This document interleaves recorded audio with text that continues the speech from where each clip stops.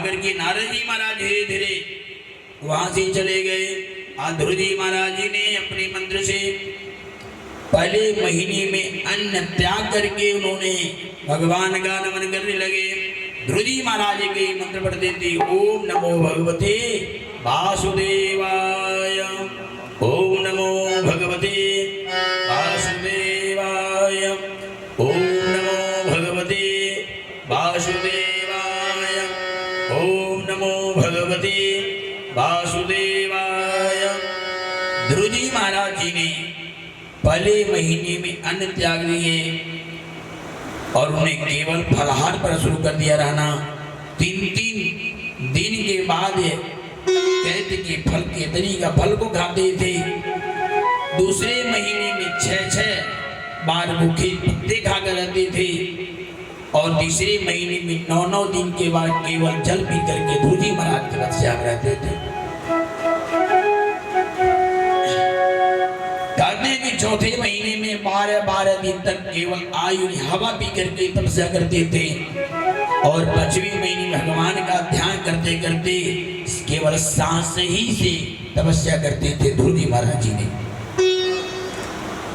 इसी तरह हृदय से भगवान का यहाँ तक ध्रुव जी महाराज की तपस्या से उनकी अंगूठे से पृथ्वी भी झुक गई थी नीचे। ध्रुव जी महाराज देख करके सब लोग घबरा गए। बाबा ने बहुत सुंदर चौपाई में लिखी, संत लवावत जोर मुनि ज्ञानी, जैसे आपन तप दूसरी जानी। सारे देवता घबरा गए, सारे देवता लोग घबराने लगे। यहाँ तक सारे अंधेरा ही अंधेरा हो गया, सबके मलमूत्र तक रुक गया। ये ध्रुव जी की तपस्या से सब देवता घबरा करके भगवान के पास गए। जाकर भगवान की प्रार्थना करने लगे, हे प्रभु, सारी सृष्टि का सांस रुक गया है, ये कौन ऐसा तपस्वी है? जब देवता लोग भगवान के पास गए, भगवान बोले, हे देवताओं, मृत लोक में ध्रुव नाम की तपस्या कर रहा है बालक। तब तो त्यागम धनेयस्यान कारितम कर्मभोक्तान में अस्यम त्यागाना विममागति। उसे जैसे ध्रुव जी महाराज की तपस्या से सारे देवता लोग घबरा गए और स्वयं भगवान ने अपने गरुड़ पर आरूढ़ हुए। अब वेग से, बहुत वेग से ध्रुव जी महाराज के जहाँ मधुबन वन में तपस्या कर रहे थे ध्रुव जी महाराज, वहां भी भगवान ने बहुत वेग से आए और ध्रुव जी के सामने खड़े हो गए। जिन प्यार भर देव वृंद सदगुरु चामि में ध्यान, संदे मतम भगवतम चिंदा ध्यान में ध्रुवम। जब भगवान बहुत वेग से चले आकर के ध्रुव महाराज जी के कहते हैं कि ध्रुव बालक, तुम्हारा तपस्या पूरा हो गया है, तो पर से उठो। जेवी ये आवाज आया भगवान नारायण का, तो ध्रुव जी का आंख खुला और ध्रुव जी जब देखे भगवान को तो साष्टांग प्रणाम किए।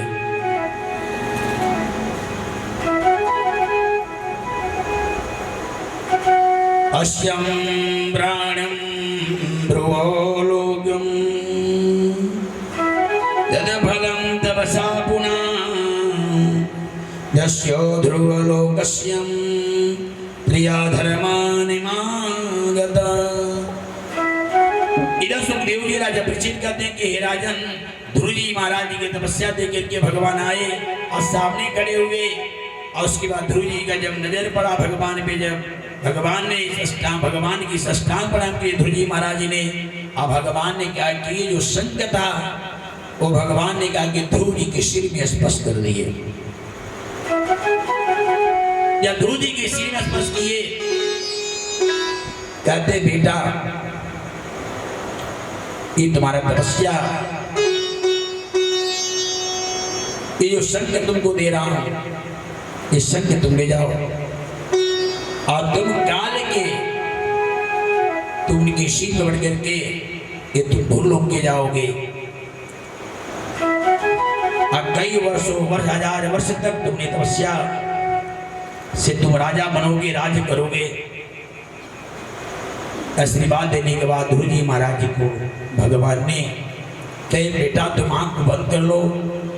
वरदान देने के बाद क्यों ही ध्रुव जी महाराज आंख बंद किए, वहीं से वहाँ पे भगवान ठाकुर जी ने चले गए और ध्रुव जी महाराज ने पुनः अपने राज्य को वापस आना शुरू कर दिए। सूत महाराज जी कहते हैं कि श्रद्धा देवाय में माना वायु उपासते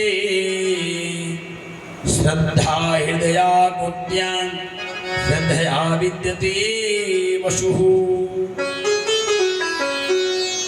इस बात को देवता भी बहुत प्रसन्न हो गए ध्रुव जी महाराज की तपस्या से।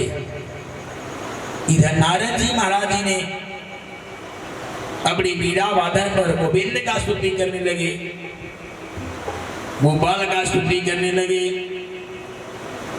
ये ध्रुव जी महाराज की तपस्या से देवता भी प्रसन्न हो गए। सारी अप्सराएं ध्रुव जी महाराज जी के ऊपर फूल की बारिश करने लगे, अप्सराएं नृत्य करने लगी। ध्रुव जी महाराज की तपस्या पूर्ण हुआ और सब लोग गुणगान गाते हैं ध्रुव जी महाराज जी का। और ध्रुव जी महाराज जी ने वापस गए।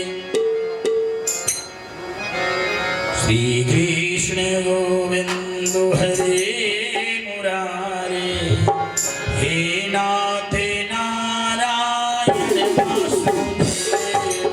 श्री कृष्ण गोविंद हरे मुरारे, हे नाथ नारायण वासुदेव।